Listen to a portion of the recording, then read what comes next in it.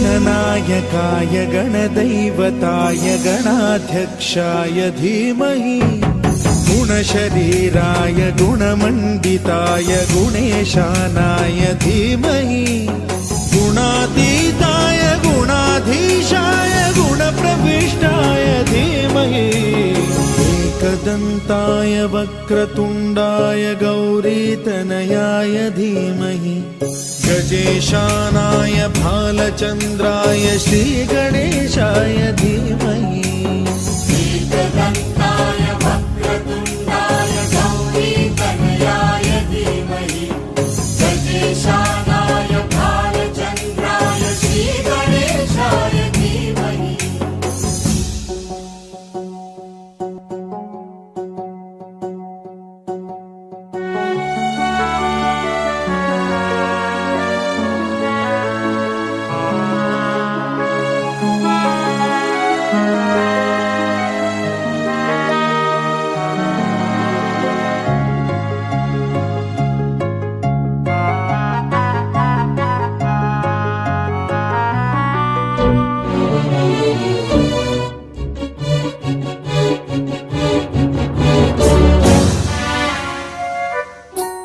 गानचतुराय गानप्राणाय गानान्तरात्मने गानोत्सुकाय गानमत्ताय गानोत्सुकमनसे गुरुपूजिताय गुरुदैवताय गुरुकुलस्थायिने गुरुविक्रमाय गुह्यप्रवराय गुरवे गुणगुरवे गुरुदैत्यकलक्षेत्रे गुरुधर्मसदाराध्याय गुरुपुत्र परित्रात्रे गुरुपाखण्डखण्डकाय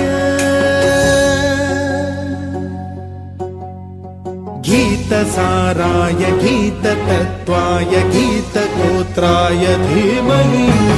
गूढगुल्फाय गन्धमत्ताय गोजयप्रदाय धीमहि गुणातीताय गुणाधीशाय गुणप्रविष्टाय धीमहि एकदन्ताय वक्रतुण्डाय गौरीतनयाय धीमहि गजेशानाय भालचन्द्राय श्रीगणेशाय धीमहि एकदन्ताय वक्रतुण्डाय गौरीतनयाय धीमहि गजेशानाय भालचन्द्राय श्रीगणेशाय धीमहि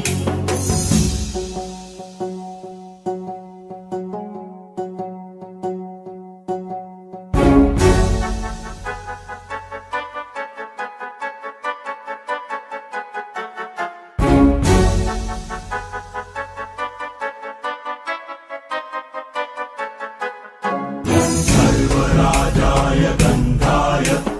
सर्वगानश्रवणप्रणयिने गाढानुरागाय ग्रन्थाय गीताय ग्रन्थार्थतत्त्वविदे गुणवते गणपतये ग्रन्थगीताय ग्रन्थगेयाय ग्रन्थान्तरात्मने गीतलीनाय गीताश्रयाय गीतवाद्यपटवे गेयचरिताय गायकवराय गन्धर्वप्रियकृते गायकाधीन विग्रहाय गङ्गाजलप्रणयवते गौरीस्तनन्दनाय गौरीहृदयनन्दनाय गौरभानुसुताय गौरीगणेश्वराय गौरीप्रणयाय गौरीप्रवणाय गौरभावाय धीमहि गोसहस्राय गोवर्धनाय गोपगोपाय धीमहि गुणातीताय गुणाधीशाय गुणप्रविष्टाय धीमहि एकदन्ताय वक्रतुण्डाय गौरीतनयाय धीमहि गजेशानाय भालचन्द्राय श्रीगणेशाय धीमहि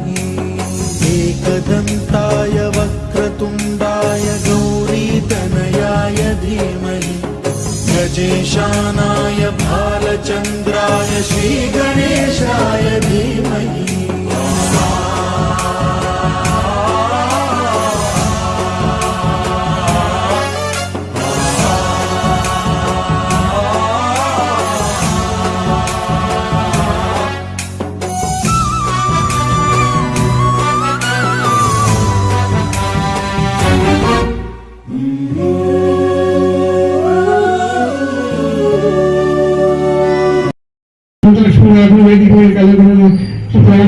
పిల్లలకి ఇటువంటి మౌలికమైనటువంటి అంశాలు చెప్పవలసినటువంటి అవసరం ఉంది. అలాంటి అవసరం చెప్పేటప్పుడు ముఖ్యంగా వినాయకుడిని ఎందుకు పూజించాలి అని అడిగిన సందర్భంలో వినాయకుడి మీద భక్తి పిల్లలకి కలగవలసినటువంటి అవసరం ఏముందో చెప్పాలి.